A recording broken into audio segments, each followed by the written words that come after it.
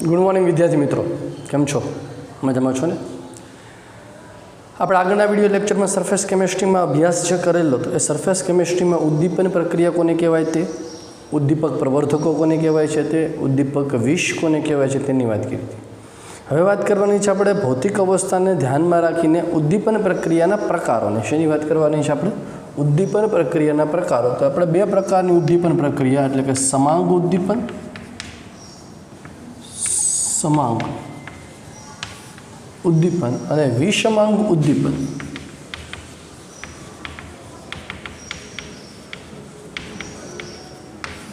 વિશે વાત કરવાની છે.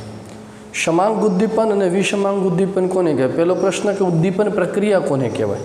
તો ઉદ્દીપક વડે પ્રક્રિયાનો વેગ વધારવાની જે ક્રિયા છે અથવા તો પ્રક્રિયાનો વેગ વધારવાની જે ઘટના છે એને ઉદ્દીપનની ઘટના કહેવાય. બરાબર. અને એમાં જે બહારથી વપરાતો પદાર્થ હતો, ફોરેનર પદાર્થ, એને આપણે કીધું તો ઉદ્દીપક. હવે વાત કરવાની છે એમાં આપણે સમાંગ અને વિષમાંગ ઉદ્દીપન. તો સમાંગ ઉદ્દીપન કોને કહેવાય એના પર ધ્યાન આપીએ. તો કે ભાઈ સમાન ઉદ્દીપન એટલે કે જે ઉદ્દીપન પ્રક્રિયામાં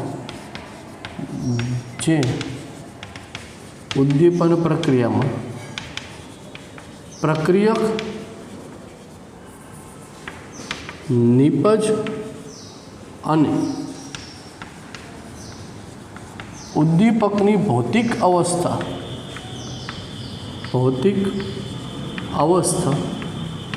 સમાન હોય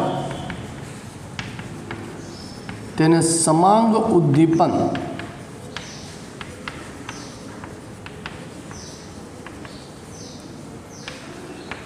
કહેવાય છે. કોને કીધું સમાંગ ઉદ્દીપન? તો કે જે ઉદ્દીપન પ્રક્રિયામાં ઉદ્દીપક, પ્રક્રિયક અને નિપજ આ દરેકની ભૌતિક અવસ્થા સમાન એક જ કલામાં હોય. પ્રવાહી તો પ્રવાહી, વાયુ તો વાયુ, ઘન તો ઘન, એ દરેકની ભૌતિક અવસ્થા જો સમાન હોય તો એને સમાંગ ઉદ્દીપન કહેવાય. તો શબ્દ પરથી તમે સમજી શકો કે વિષમાંગ ઉદ્દીપન કોને કહેશું? તો કે ભાઈ જે ઉદ્દીપન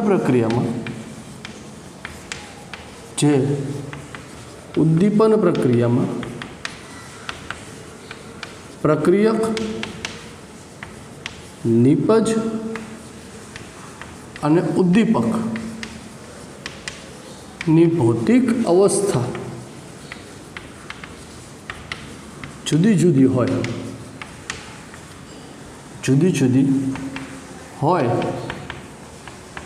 તો તેને વિષમાંગ ઉદ્દીપન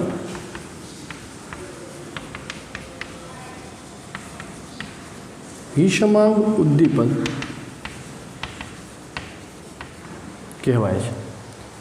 સમાંગ ઉદ્દીપન અને વિષમાંગ ઉદ્દીપન, જેમાં ભૌતિક અવસ્થા એક સમાન હોય તેમને આપણે કીધી છે સમાંગ ઉદ્દીપન, અને જેમાં ભૌતિક અવસ્થાઓ જુદી જુદી હોય એને આપણે કીધી છે વિષમાંગ ઉદ્દીપન. બરાબર છે. ઉદાહરણ તરીકે લઈએ કે દાખલા તરીકે આમાં આપણે વાત કરીએ કે ભાઈ સમાંગ ઉદ્દીપનમાં લેડ ચેમ્બર વિધિથી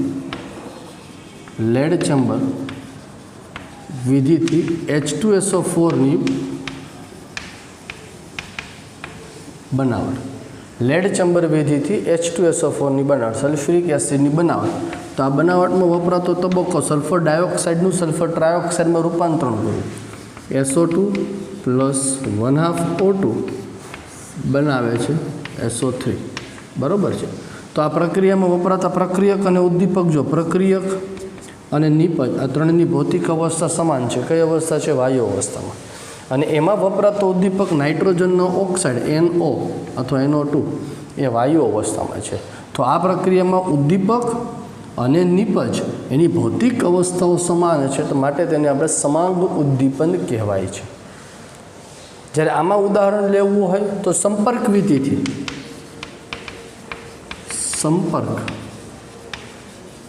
વિધિથી H2SO4 સલ્ફ્યુરિક એસિડની બનાવટ, સંપર્ક વિધિથી સલ્ફ્યુરિક એસિડની બનાવટ H2SO4ની બનાવટ. તો આ બનાવટમાં વપરાતો તબક્કો તો કે ભાઈ સલ્ફર ડાયોક્સાઇડ પ્લસ 1/2 O2 બનાવે છે સલ્ફર ટ્રાયોક્સાઇડ અને વપરાતો ઉદ્દીપક વેનેડિયમ પેન્ટોક્સાઇડ એ સોલિડ અવસ્થામાં છે.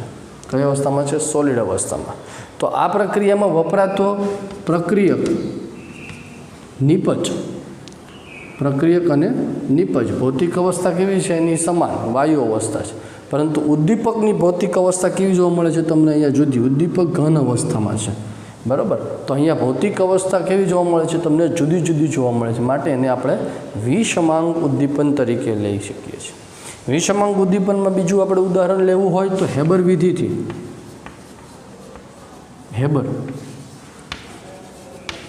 વિધિથી એમોનિયા વાયુ NH3ની બનાવટ.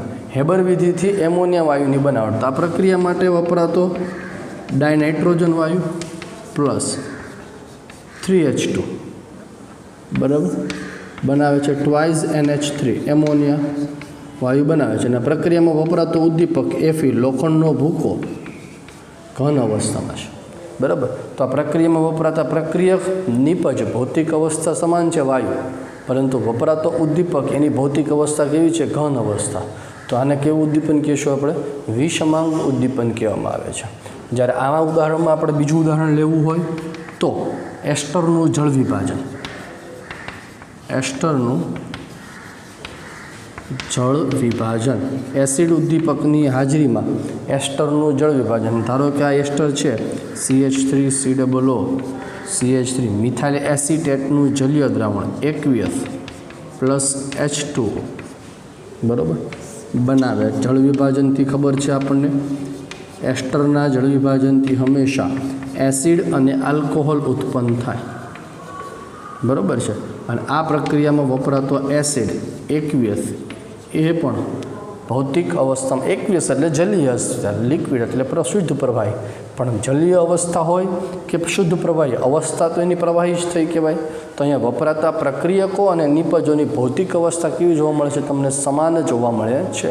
અને સમાન જોવા મળે છે માટે એને આપણે સમાંગ ઉદ્દીપન તરીકે ઓળખવામાં આવે છે, બરાબર. તો કોન્સેપ્ટ જે છે, મૂળ કોન્સેપ્ટ અહીંયા આપણે એક્ઝામ્પલમાં ક્લિયર થવો જોઈએ કે સમાંગ ઉદ્દીપન કોને કહેશું અને વિષમાંગ ઉદ્દીપન છે કોને કહેવામાં આવે, બરાબર છે.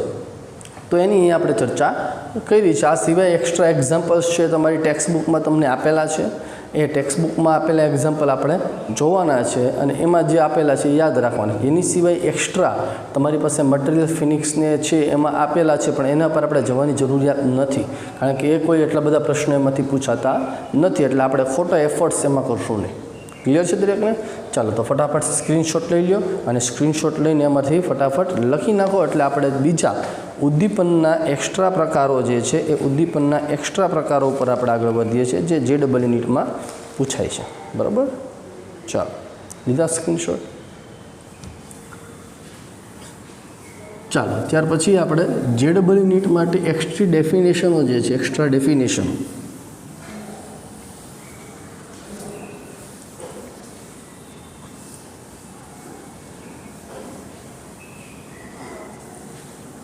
એની આપણે ચર્ચા કરશું.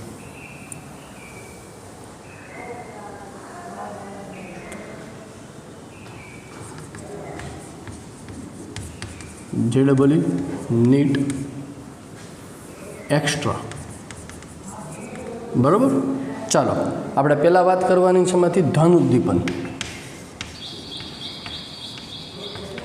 ધન ઉદ્દીપન તો કે ભાઈ ઉદ્દીપન પ્રક્રિયામાં અથવા તો પ્રક્રિયામાં બહારથી ઉમેરવામાં આવતો એવો પદાર્થ કે જે પ્રક્રિયાના વેગમાં વધારો કરે તેને ધન ઉદ્દીપન પ્રક્રિયા તરીકે ઓળખવામાં આવે છે. એટલે કે ટૂંકમાં ઉદ્દીપકની અથવા ઉદ્દીપક પ્રવર્ધકોની વાત થઈ કહેવાય. એવી રીતે આવે છે ઋણ ઉદ્દીપન. ઋણ ઉદ્દીપન પ્રક્રિયામાં બહારથી ઉમેરવામાં આવતો એવો પદાર્થ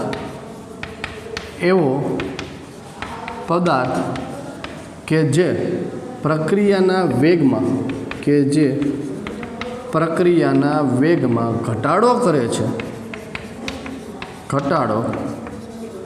કરે છે તેને ઋણ ઉદ્દીપન કહેવાય. એટલે કે ઉદ્દીપક વિષ અથવા તો ઉદ્દીપક નિરોધકો જે છે એ પ્રક્રિયાના વેગમાં ઘટાડો કરે છે તો તેને ઋણ ઉદ્દીપન તરીકે ઓળખવામાં આવે છે. ખ્યાલ આવ્યો? ચાલો, ત્યાર પછી વાત કરવાની છે ત્રીજી ડેફિનેશન, એ છે સ્વયં ઉદ્દીપનની પ્રક્રિયા. બરાબર? તો સ્વયં ઉદ્દીપનની પ્રક્રિયામાં શું? તો કે પ્રક્રિયા દરમિયાન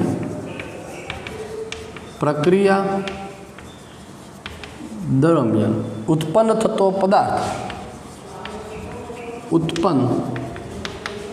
થતો પદાર્થ એ પોતે જ ઉદ્દીપક તરીકે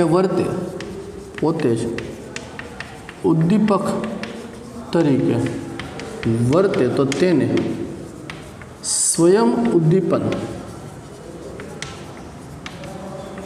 કહેવાય છે. આવી પ્રક્રિયા શરૂઆતમાં ધીમી હોય છે. આવી પ્રક્રિયા એ શરૂઆતમાં ધીમી પ્રક્રિયા હોય છે. બરાબર? બહુ સ્લો પ્રક્રિયાઓ છે શરૂઆતમાં થતી હોય, પણ જેમ જેમ તમારો પદાર્થ છે ઉત્પન્ન થાય એમાં પ્રક્રિયાઓ છે ધીમે ધીમે ઝડપી બને છે. બરાબર? શરૂઆતમાં ધીમી પ્રક્રિયા હોય છે અને ત્યારબાદ ધીમે ધીમે ઝડપી બને છે.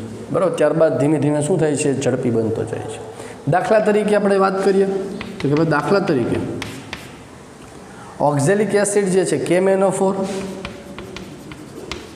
ની પ્રક્રિયા એસિડિક માધ્યમમાં ઓક્ઝેલિક એસિડ સાથે H2CO4 સાથે કરવાથી પ્રક્રિયામાં ઉત્પન્ન થતો Mn+2 આયન એ સ્વયં ઉદ્દીપન તરીકે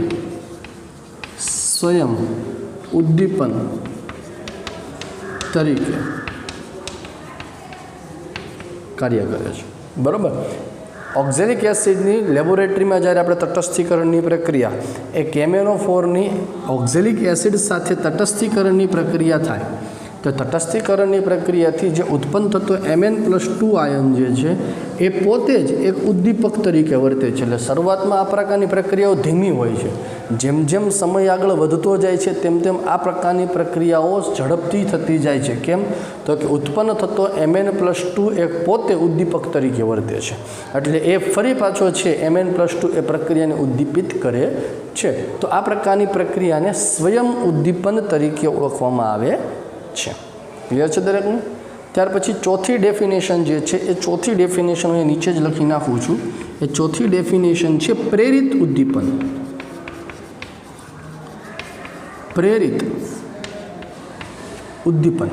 બરાબર? પ્રેરિત ઉદ્દીપન કોને કહેશું? તો કે પ્રક્રિયામાં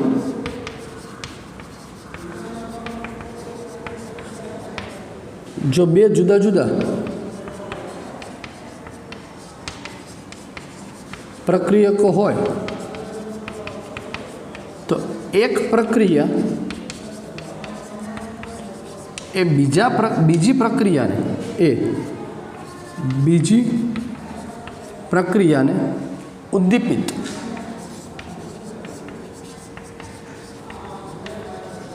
કરે છે.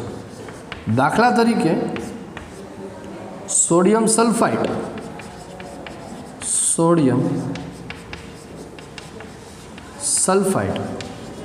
અને સોડિયમ આર્સેનાઇટના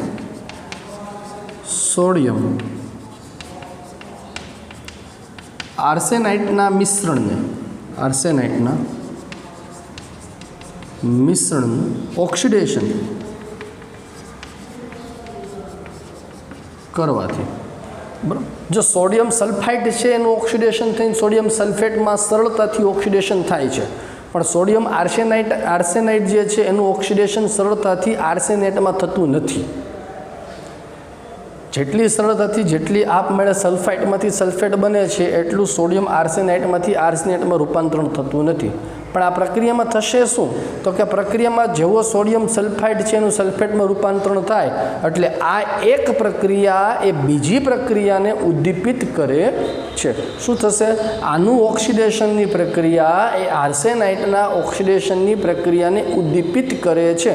એટલે આ પ્રક્રિયાને આપણે પ્રેરિત ઉદ્દીપનની પ્રક્રિયા તરીકે ઓળખવામાં આવે છે. શું થાય છે? સોડિયમ સલ્ફાઇડ જે છે એ સોડિયમ સલ્ફાઇડ એનું સલ્ફેટમાં ઓક્સિડેશન થાય છે. સલ્ફાઇટમાંથી સલ્ફેટમાં ઓક્સિડેશન થાય એટલે એ પ્રક્રિયા એ આર્સેનાઇટના ઓક્સિડેશનની પ્રક્રિયાને પ્રેરિત કરે છે. ખબર પડી? આ ઇન્ડિવિજ્યુઅલ પ્રક્રિયા છે, અલગથી પ્રક્રિયા છે, થતી નથી એકલી પ્રક્રિયા. માટે એને આ મિશ્રણ સાથે પ્રક્રિયા કરો તો આ એક પ્રક્રિયા બીજી પ્રક્રિયાને પ્રેરિત કરે છે. તો એવી પ્રક્રિયાને પ્રેરિત ઉદ્દીપન પ્રક્રિયા તરીકે ઓળખવામાં આવે છે. ક્લિયર છે? તો આ JEE નીટ માટે એક્સ્ટ્રા ઉદ્દીપનને રિલેટેડ પ્રક્રિયાઓ અને એક્ઝામ્પલ્સ છે એની મેં તમને અહીંયા ચર્ચા કરી. ફટાફટ એકવાર સ્ક્રીનશોટ લઈ લો અને સ્ક્રીન પર જે દેખાય છે એને તમારી નોટબુકમાં નોંધી લેજો, કારણ કે તમારી પાસે ટેક્સ્ટબુકમાં કોઈ વાતો આવેલી હશે નહીં એટલા માટે. ક્લિયર? ચાલો, ત્યાર પછી હવે આપણે વાત કરવાની છે એ અધિશોષણ વિષમાંગ અધિશોષણની ક્રિયાવિધિ, કે કેવી રીતે વિષમાંગ અધિશોષણની પ્રક્રિયા થાય છે એ અહીંયા મારે તમને સમજાવવાની છે. ચાલો, હવે વિષમાંગ શબ્દ આવે એટલે તમને ખ્યાલ છે કે વિષમાંગ શબ્દ ક્યારે આવે? તો કે જ્યારે અહીંયા ભૌતિક અવસ્થાઓ જુદી જુદી હોય તો વિષમાંગ શબ્દ આવવાનો છે. બરાબર? એટલે ટાઇટલ આપણે આપીએ છીએ વિષમાંગ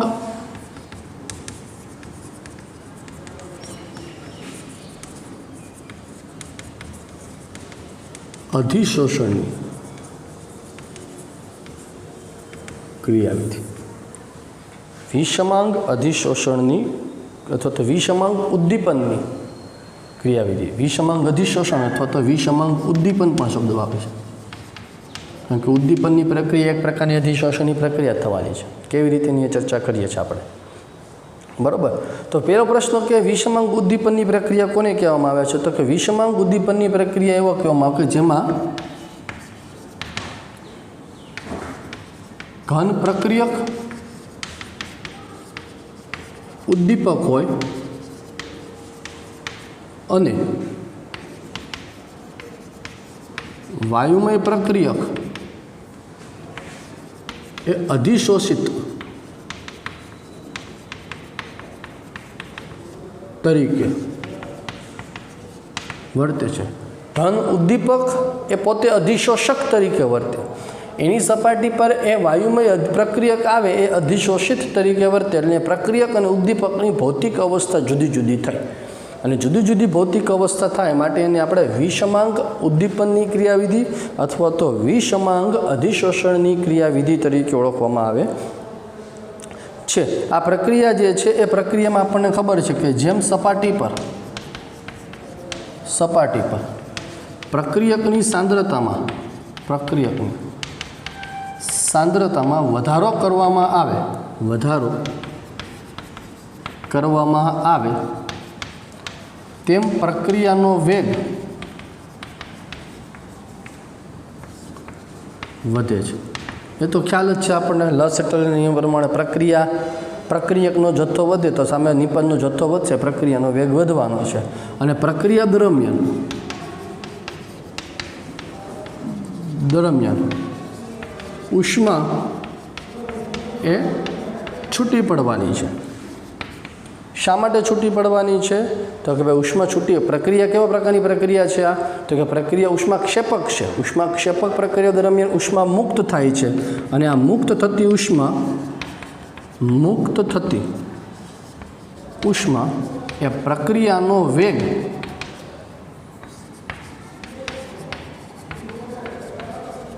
વધારે છે. પ્રક્રિયાનો વેગ વધારવામાં છે મદદરૂપ થાય છે. બરાબર? વિષમાંગ અધિશોષણનો સિદ્ધાંત જે છે એ વિષમાંગ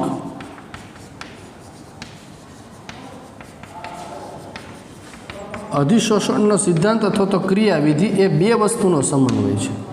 એક જૂનો અધિશોષણ સિદ્ધાંત, જૂનો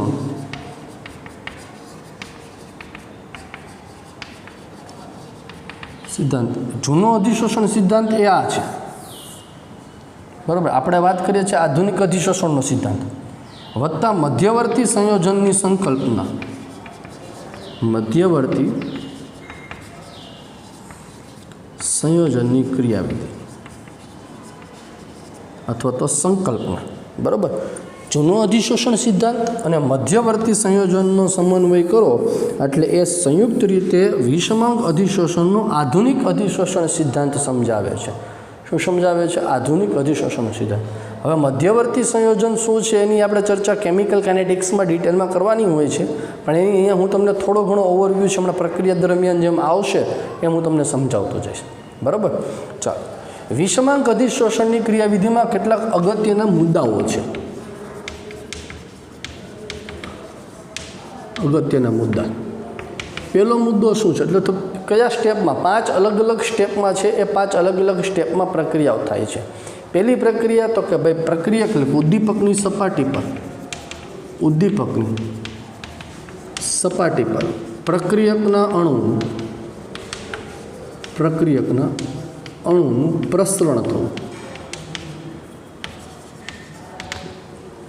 પહેલો મુદ્દો શું થાય છે, પહેલી તબક્કામાં શું થાય તો કે ઉદ્દીપકની સપાટી પર પ્રક્રિયકના અણુઓનું આવું પ્રસરવું. બીજો મુદ્દો,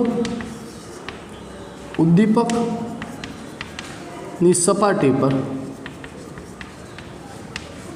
પ્રક્રિયકનું અધિશોષણ થવું, પ્રક્રિયકનું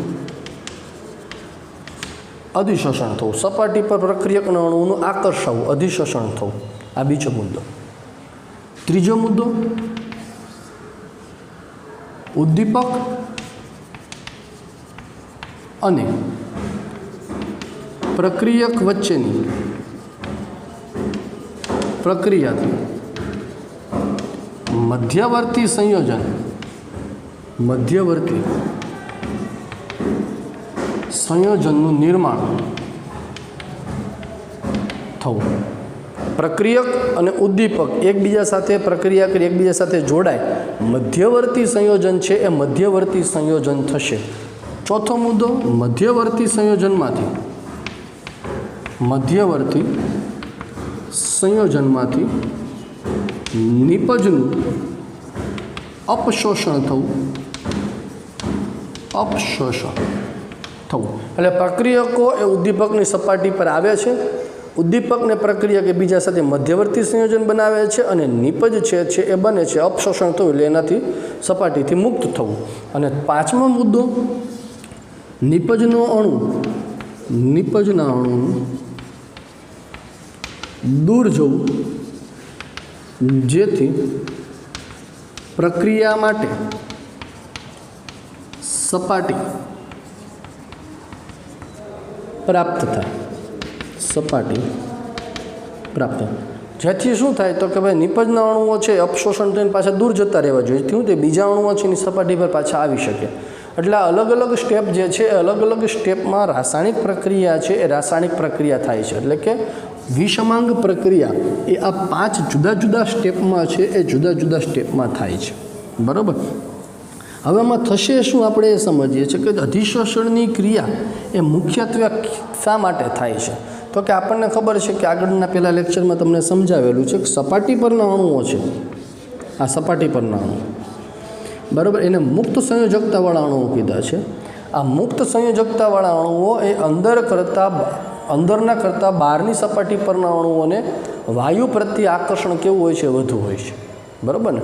એટલે આ આપણો ધારો કે ઉદ્દીપક છે, જો આ ઉદ્દીપક આ બાહ્ય સપાટીની થશે જે સક્રિય છે. આની પ્રક્રિયા તમે પ્રક્રિયક A+B સાથે જ્યારે કરો છો તો A+B એ બે પ્રક્રિયકો આની સપાટી પર અધિશોષણ પામે છે, A, B, એટલે પ્રક્રિયકના અણુઓનું અધિશોષણ થાય છે. પ્રક્રિયકના અણુનું શું થાય છે? અહીંયા અધિશોષણ થાય.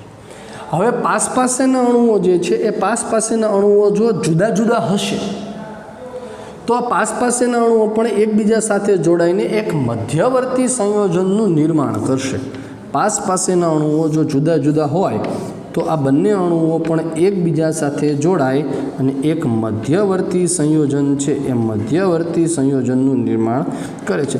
જો સરખા હશે તો કોઈ ઇસ્યુ થવાનો જ નથી, તો ડાયરેક્ટ પ્રક્રિયા જોડાય અને નિપજમાં રૂપાંતરણ થાય. પણ અહીંયા જો પાસેના અણુઓ જુદા જુદા હોય, પાસેના અણુ જુદા જુદા હોય તો તેઓ જોડાઈને મધ્યવર્તી સંયોજન બનાવે છે. બરાબર છે.